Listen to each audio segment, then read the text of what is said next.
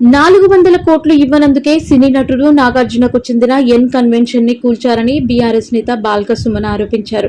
CM Revanth కొత్త హామీలు అమలు చేయకపోగా ఉన్న వాటినే నాశనం చేస్తున్నారు. హామీలు అమలు చేయమంటే డ్రామాలాడుతున్నారు. 6 హామీలపై పచ్చి దగా చేస్తున్నారు. ప్రభుత్వం ఏర్పాటై ఏడాది కావస్తున్నా ఒక్కటంటే ఒక్క హామీ కూడా పూర్తిగా నెరవేర్చలేదని ఆయన ఫైర్ అయ్యారు. నాగార్జునది ఎన్ కన్వెన్షన్ కూలగొట్టిండు. ఏం చెప్తాడు రేవంత్ రెడ్డి కానీ వాళ్ళ ప్రభుత్వ పెద్దలు కానీ అధికారులు కానీ ఏం చెప్తారంటే తమ్మిడికుంట చెరువును ఆ ఎఫ్టీఎల్ జోన్లో ఆ తమ్మిడికుంట చెరువు ఎఫ్టీఎల్ జోన్లో ఎన్ కన్వెన్షన్ ఉంది కాబట్టి కూలగొట్టినామని అంటారు. సరే ఓకే, ఎన్ కన్వెన్షన్ కూలగొట్టిరు.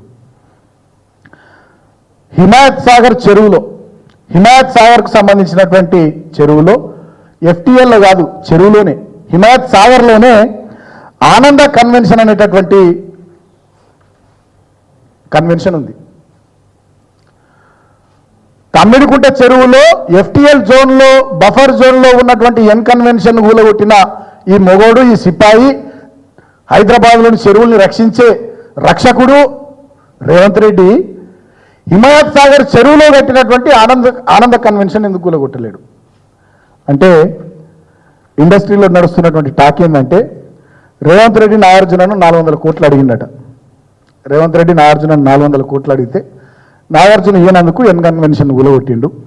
ఈ ఆనంద కన్వెన్షన్ అనేటోళ్ళను వాళ్ళని బెదిరిస్తే వాళ్ళు పోయి వీళ్ళ సోదరులను కలిస్తే వాళ్ళు ముడుపులు ముట్ట చెప్పుకున్నారు.